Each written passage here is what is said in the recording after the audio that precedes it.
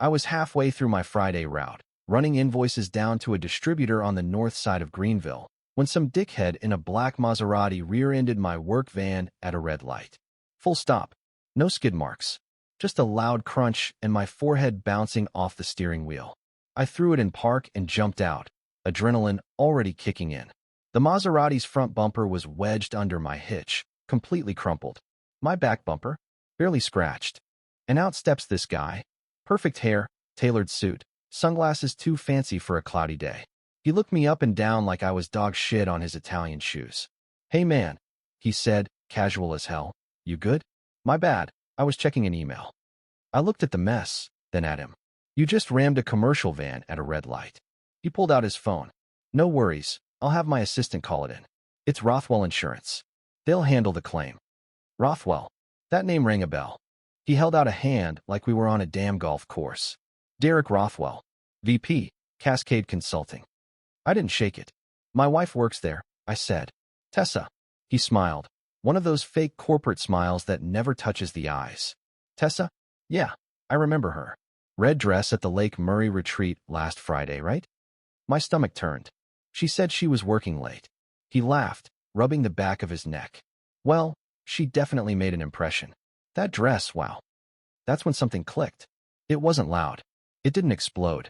Just a clean, cold snap, like a small bone breaking somewhere inside me. Tessa didn't own a red dress. Not when I'd seen her wear out of the house. Quick note, before listening, share which city or country you're watching from. I gave him the insurance info, kept it civil. No sense in yelling. I had a new name now. A face to go with it.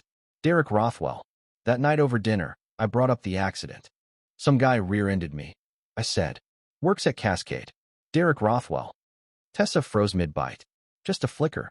But I saw it. "Oh yeah? Small world," she said, forcing a smile. "He's in accounts, I think." "BP," I said. "He mentioned seeing you last Friday. Said you wore a red dress." She blinked. "Oh, that, right. I brought one to change into for the dinner part." "You didn't leave the house with it." She shrugged too fast. "I had it in my car. I didn't want to wrinkle it." I watched her cut into her steak like it was fighting back. Her eyes never met mine. I stood up, grabbed our plates, and dumped them in the sink. "Dinner's done," I said. She barely spoke the rest of that night. Good. I didn't feel like hearing lies. Over the next few days, I kept my head down and my ears open. Nothing dramatic. Just quiet observation. She started wearing a new perfume. Stronger, sharper. Some flowery citrus scent I'd never smelled on her before. I noticed it the moment she got in my truck one morning, reapplying it in the visor mirror like she was going on a date instead of to a consulting firm full of spreadsheets. Then came the phone. Constant checking. Always flipped screen down around me. She used to scroll next to me on the couch, showing me dumb videos or Pinterest recipes she'd never cook. Now she turned her body away. That's not a casual habit. That's hiding. And the errands. Don't get me started. Milk, batteries, paper towels. She'd leave for one item and be gone 2 hours, come back with nothing but a lukewarm excuse. You spend enough time routing trucks, tracking packages, coordinating warehouses, you learn one thing. Patterns tell the truth. People lie. Data doesn't. So I started digging. Our accounts were joined, so I had access. But a couple logins didn't work anymore. Strange. I requested password resets and got into everything. Banking, credit cards, old tax files. That's when I saw it. A personal loan opened 6 months ago. 30 grand. Signed with both our names. Except I never signed shit. The money was deposited into a new checking account under her name only. A few big withdrawals right away. Then smaller ones. 500 here, 250 there. No record of that money hitting our joint account. It was just gone. I followed the trail. There were dinners at places I couldn't afford, like 300 a plate type spots. Lingerie from boutiques that don't advertise in public. Hotel charges in town, sometimes twice in the same week. None of it made sense unless you stopped trying to make it make sense. Quick pause. Before we start, how's your day going and where are you joining from? One charge hit me sideways. A bottle of whiskey from a high-end liquor store. That same week, I noticed Derek's Maserati parked outside a local steakhouse. I'd seen it enough in photos to recognize the plate.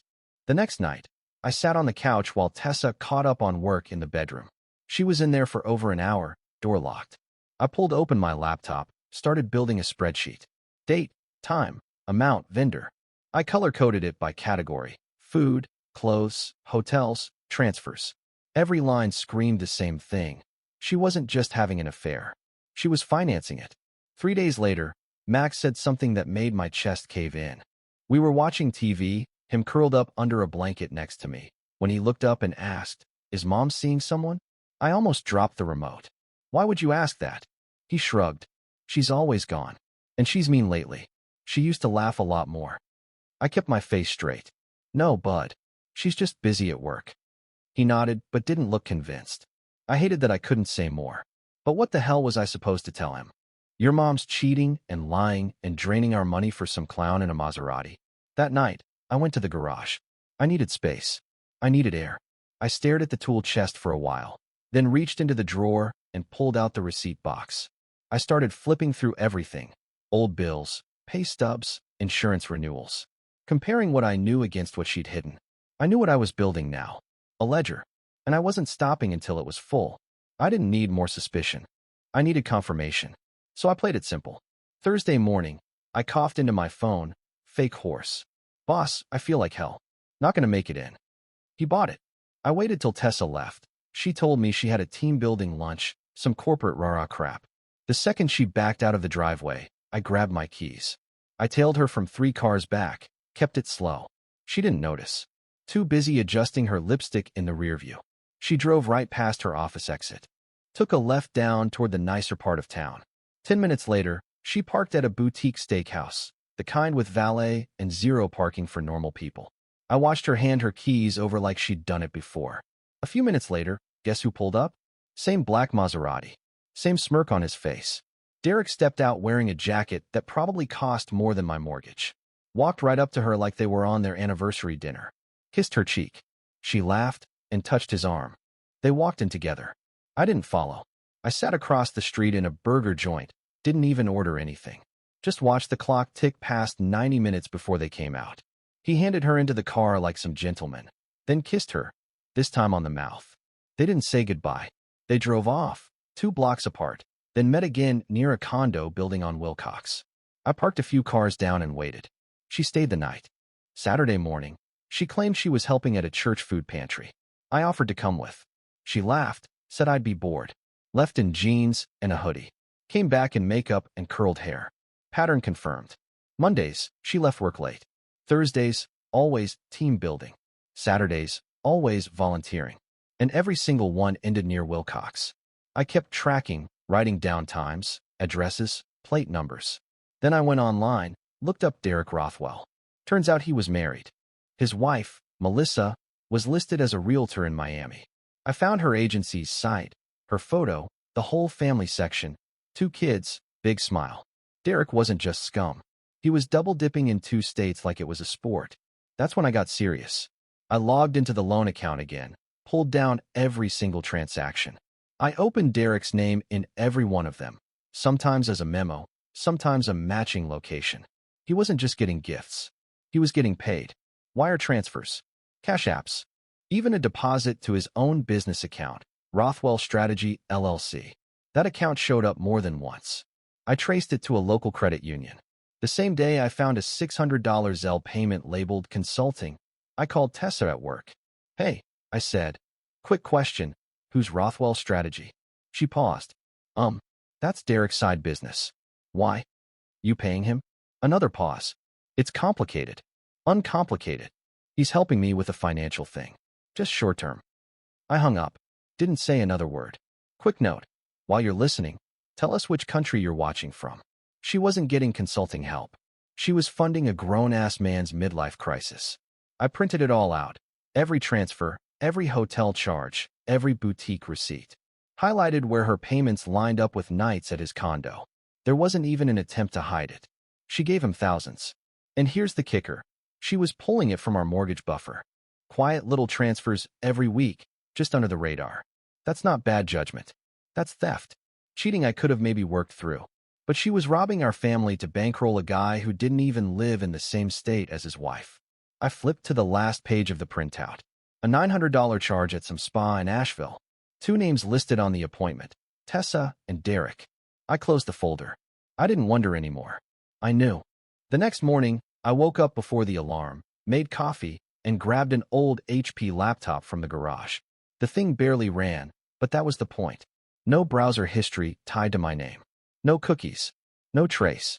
I wiped it clean and set up a burner email. If Tessa was going to burn our life down for this guy, I was damn sure going to know who he really was. I started simple. Public court records, credit reports, anything attached to Derek Rothwell or his LLC. Took about 15 minutes to find out his Maserati was leased and 2 payments behind. His name popped up on a debt collector thread, defaulted on a Chase Sapphire card last year, balance north of 15 grand. Then came the poker sites. A username linked to his business email showed up on a gambling forum. Complaints about being banned for multi-accounting. I checked the transactions. Thousands in deposits. No wins. Just burn after burn. This guy wasn't just bad news. He was bleeding money everywhere. And Tessa was playing nurse. But I needed more than debt. I needed leverage. So I got into his work email. I'm no hacker, but I didn't need to be. One of his vendor portals had a login recovery option tied to a public-facing email, his own. Sloppy. I spoofed a password reset, intercepted it through a dummy redirect, and bam, I had access. His inbox was a goldmine. Travel receipts from hotels he never stayed in. Flight confirmations with upgraded seats that didn't match his calendar. Fake Lyft rides billed to clients. And the kicker, shell vendors. One in particular kept popping up, Sterling Logistics LLC. Sounded legit, right? Except there was no office, no phone number, no web presence. Just a P.O. box in Spartanburg and a string of invoices filed under project resource fees. He billed that fake vendor almost 5 grand a month. I pulled every invoice and added them to my growing digital folder. Labeled everything. Color-coded it like a damn case file. All of it pointed to the same thing. He was skimming off the top, padding expenses, and charging it back to clients like it was part of the plan. That might have been enough. But I wasn't done. I searched for anything tied to Cascade's startup incubator program, a fancy little side project the firm ran to support local entrepreneurs. It sounded like PR fluff, but Derek's name was all over the approval forms. I opened one attachment, a disbursement doc showing $25,000 allocated to Graywick Innovations, another LLC. When I looked it up, it pointed to a single-member entity. Owner? Derek Rothwell. I clicked deeper. The funding had been processed by a junior account manager, approved with Derek's digital signature. But the payment didn't go to any business account. It went to a bank in the Caymans. Quick pause. Before listening, share which city or country you're watching from. That was the final nail. He wasn't just bending rules. He was committing full-on fraud, wire fraud, embezzlement, you name it. The offshore deposit was flagged in a compliance email he never replied to. Just left it unread like it didn't exist. I archived everything, screenshot the headers, backed it all up to a hard drive and 2 clouds. Then I printed it. Every line item, every invoice, every shady email. By the time Tessa walked in from yoga, I had a full folder in my truck labeled Rothwell, internal only. I wasn't going to use it yet, but I had it, and I was just getting started. By Sunday night, I had the folder tucked under the spare tire in my trunk and 3 copies stored across different cloud drives. I wasn't just holding proof, I was building pressure. First step, Cascade Consulting. I created a burner Gmail with a bland name, John Hayes, data@gmail, and sent one clean email to their internal audit inbox. No rants, no emotion, just 3 bullet points and 4 attachments. Enough to make someone upstairs raise their eyebrows without giving away the whole show. Subject line, expense irregularities, urgent review suggested. I signed it, concerned contractor. Then I waited. Next, I went after the home front. Tessa had been draining our joint savings slow and steady. 200 here, 100 there, sometimes $20 through Venmo with no label. I'd been tracking the activity for weeks. That morning, I walked into the bank and shut her out. Changed the password, set up a new 2-factor login tied only to my phone, then transferred every cent into a fresh account under my name only. She never said a word. Didn't ask why the balance suddenly read 0. That told me everything. She wasn't just sneaking around. She was preparing to leave. I pulled up the burner laptop that night and opened Derek's wife's contact page from her real estate site. She had her cell listed. I texted from a spoofed number. Hi, Melissa. You don't know me, but you should check your husband's corporate travel reimbursements. His last 4 trips were booked for 2 people. Start with July 13th. A friend. She didn't reply right away, but 2 days later, I got a thumbs up emoji. That was all I needed. Turns out she already had her suspicions, and she wasn't the type to sit on her hands. I got a call from a blocked number that Wednesday. Man's voice, deep, calm, professional. You sent my client some information about Derek Rothwell? Yeah. I'm her investigator. She'd like to go deeper. You got anything else? I paused. I've got bank records, travel timelines, screenshots, and proof of financial fraud. Silence. Then he said, we should meet. Quick pause. While you're listening, tell us which country you're watching from. We met the next morning in a diner halfway between Greenville and Anderson. Middle booth, no names exchanged. He wore jeans and a brown jacket. Ordered black coffee and nothing else. I slid the folder across. He's skimming, running fake vendors, stealing from clients. I got timestamps, dollar amounts, fake LLCs, and an offshore account. He flipped through it fast, nodding. You a PI too? Logistics coordinator. He gave me a look. You ever thought about changing jobs? I ignored that. I want everything you find on Derek. Full picture. I want to know what he does, who he sees, what time he wipes his damn shoes. You got a timeline? Soon. He tapped the folder. With this, I'll have what you need in 2 weeks. 3 tops. One more thing, I said. If you catch my wife in any of it, I want photos. Names. Anything that helps. He nodded. That's included. We shook hands. His grip was solid, dry, no hesitation. Back in the truck, I sat with the engine off, watching the front door of the diner. I wasn't nervous. I wasn't second-guessing. I was pulling the net tight. 3 days later, the investigator texted me one sentence. She's flying in Thursday. Melissa Rothwell didn't wait. She didn't call ahead. She walked straight into Cascade Consulting wearing a navy blue pantsuit and a face like a freight train. Security didn't even stop her.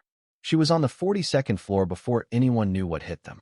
I was across the street in a 3rd-floor office I'd rented under my company name. Just a temporary workspace with a view of their glass tower. I watched the front lobby through binoculars I normally used for deer scouting. Derek came down 20 minutes later, face pale, suit jacket unbuttoned, walking like the ground under him had turned to ice. She followed him out, red folder in hand, voice raised, finger in his face. She didn't yell, but she was surgical. Derek stood there blinking like he couldn't believe someone was standing up to him in public. Security finally walked her out. She went willingly, didn't even look back. By Friday, the firm sent out a notice about a routine expense review. By Monday, that review had a name, Derek Rothwell. He started sweating, canceled meetings, left the office midday. The Maserati disappeared for hours at a time. Sometimes I saw him in the alley behind the building, smoking like a man chewing through his nerves. Then Tessa started spiraling too. She was snapping at Max over nothing, slamming cabinet doors, sleeping in leggings and a hoodie like she didn't want me looking at her. She stopped cooking, stopped cleaning, stopped pretending. Every lie she told got thinner. I was with Sarah. No, you weren't. Sarah posted beach photos. We had a board meeting. At 9 p.m., Derek's not even in town. Bullshit. I saw him walk into the firm that morning.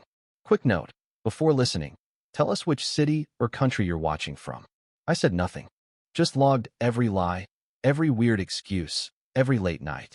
Thursday night, I followed her again. She said she was going to yoga, but her gym bag didn't leave the house. I parked across from the Marriott downtown. At 8:26 p.m., she stepped outside the hotel with Derek. He looked like hell, shirt wrinkled, no tie, pacing while she talked. She had both hands up, palms out like she was trying to calm a toddler. He pointed at her, then at the hotel. She backed up a step. Then she slapped his arm and walked off. I stayed in the truck. She came home 40 minutes later, keys jingling like nothing happened. Yoga ran late, she said, kicking off her sneakers. We did some partner work tonight. Brutal on the arms. I stared at her. She didn't blink. She actually kissed my cheek on her way to the fridge. That was it. I was done letting her lie. The next morning, I pulled out the full binder. The digital folder was already backed up twice, but now I printed the entire thing. Loan records, text screenshots, hotel dates, money trails, the works. I even added photos of her with Derek outside the Marriott. Timestamped. GPS tagged. I sat at the kitchen table, hole-punched every page, slid it into a clean white binder, and labeled the cover in thick black Sharpie. Tessa, read all of it. Then I set it in the middle of the table and waited for Saturday. Saturday morning, I made breakfast like normal. Eggs, toast, coffee. Tessa came down in leggings and a t-shirt like it was any other lazy weekend. She kissed Max on the head, asked if he wanted waffles later. I watched her fake her way through that morning like it was routine. Once Max went to his room to play Xbox, I pulled the manila folder from the drawer, walked to the living room, and set it on the coffee table. Tessa, I said, sit down. She gave me a weird look. What's going on? Now. She sat, crossed her legs, glanced at the folder like it might explode. I didn't waste time. I opened it, flipped it toward her, and said, start reading. She pulled out the first few pages, bank records, account transfers, the fake loan. Her face twitched.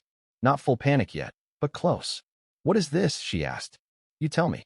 That's your signature on a $30,000 loan you never told me about. Money that never hit our joint account. Keep going. She turned the page. Boutique receipts. Spa days. Dinner tabs with 1 entree and 1 whiskey. Her eyes widened. The color started draining out of her cheeks. She flipped faster now, every new page hitting like a punch. A hotel bill with her name. A deposit to Derek's fake LLC. Where did you get this? She whispered. I track freight and numbers for a living. You think I can't follow a trail this obvious? She snapped the folder shut. It's not what you think. Really? I opened it again, pulled out the Marriott photo. This looked like consulting to you. She stared at the image, her hand on Derek's chest, his mouth close to her ear. Timestamp in the bottom corner. She didn't say a word.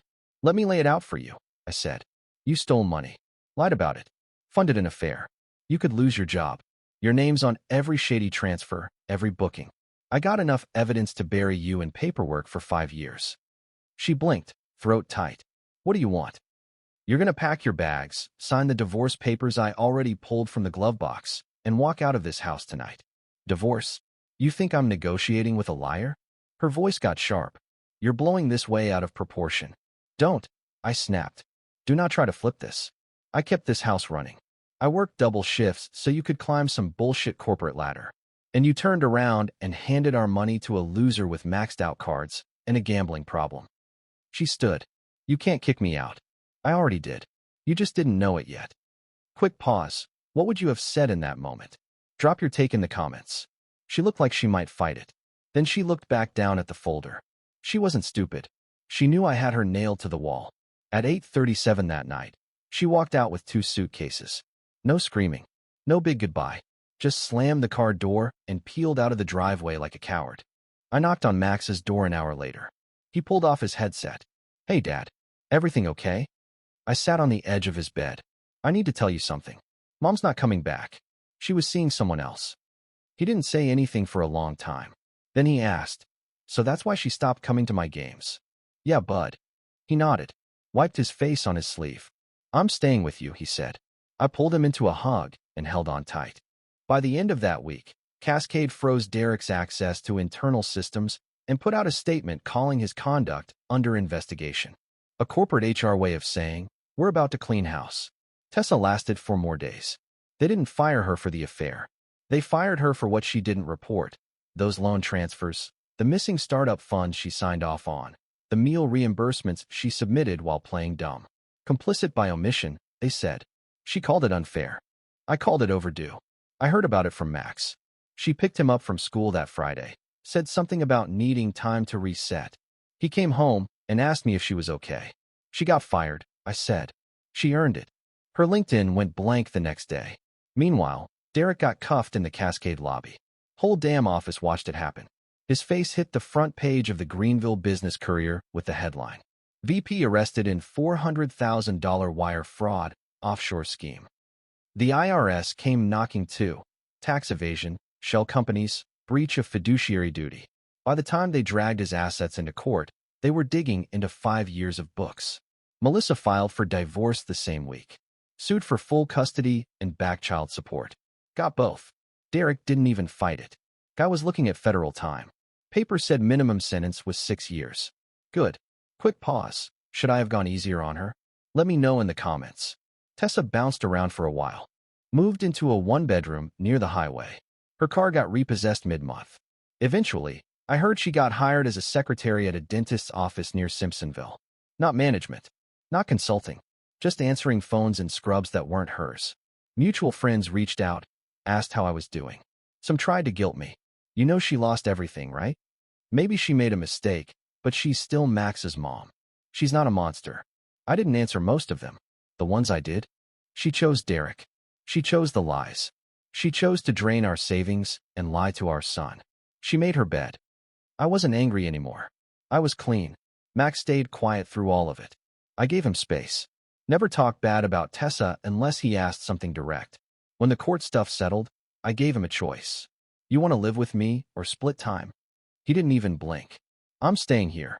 That was all I needed to hear. A week later, I cleared out the garage. Tossed everything that reminded me of her. Old yoga mats, gift bags, leftover decorations from her fake work parties. Boxed up her wedding dress and set it in the alley. Someone took it by morning.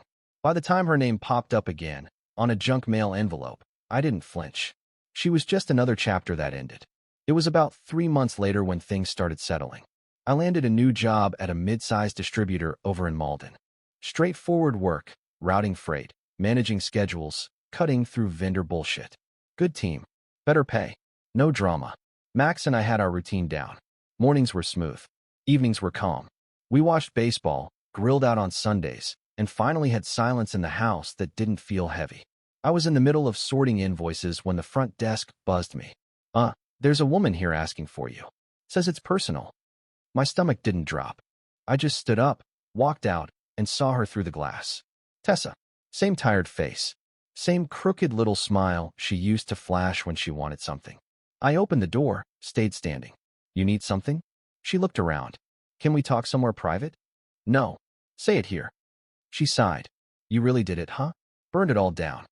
I crossed my arms. You're the one who lit the match. She stepped closer. You didn't have to take him down like that. Derek took himself down. I just forwarded the receipts. You went too far. I stared at her. You stole from me. Lied to my face. Spent our savings on a guy who used you. And you're here defending him? I loved him. No. You chose him. She paused, eyes flashing. You couldn't stand seeing me happy. Admit it. I actually laughed. You think that was happiness? Hiding hotel keys, faking errands, lying to your kid? You could have talked to me first. Would you have stopped? She opened her mouth. Nothing came out. I nodded. Exactly. Quick pause. What would you have said if she showed up at your work? Drop it in the comments. She looked smaller then. Worn out. Like the weight of all her bad decisions finally caught up. You were supposed to be my partner, she said. I was. Until you stopped being mine. She looked down at her shoes. I just wanted more. Then go get more? Somewhere else. She wiped her face quick, like I wouldn't notice. Then turned and walked out the same door she came through. I didn't watch her drive off. Didn't think about her for the rest of the shift. Later that night, I grilled burgers on the porch while Max threw a football at the fence. He asked what I wanted for my birthday. I told him peace and maybe a new cooler. He nodded. I can do peace. And that was it. Closure doesn't come with fireworks. It just walks in, says too much, says too little, and leaves empty-handed. A couple weeks after Tessa showed up at my job, things just leveled out. Max and I got into a rhythm that felt real. Dinners at home.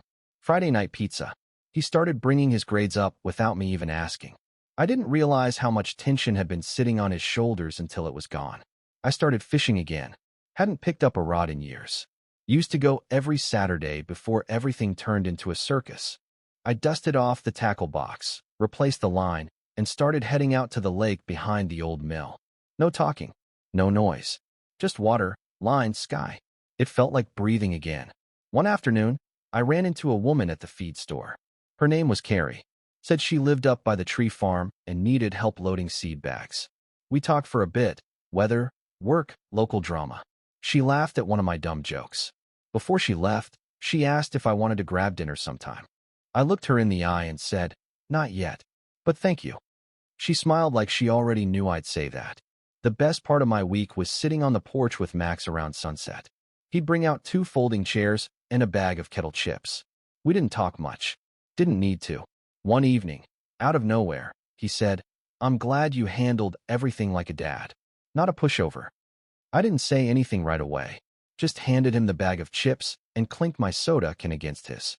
That meant more than anything I could have read in a custody agreement. Quick pause. What's something you came back to after leaving a toxic relationship? Drop it in the comments. The sky turned that soft orange-pink like it does in late spring. Crickets kicked up in the grass. Somewhere in the distance, a dog barked once, then went quiet. Max leaned back in his chair, kicked his feet up on the porch rail, and said, "You think the fish will bite tomorrow?" I nodded. "They always bite if you're patient." He grinned. "I like that." And just like that, I knew we were finally okay. Drop your thoughts in the comments. And don't forget to like and subscribe for more stories like this.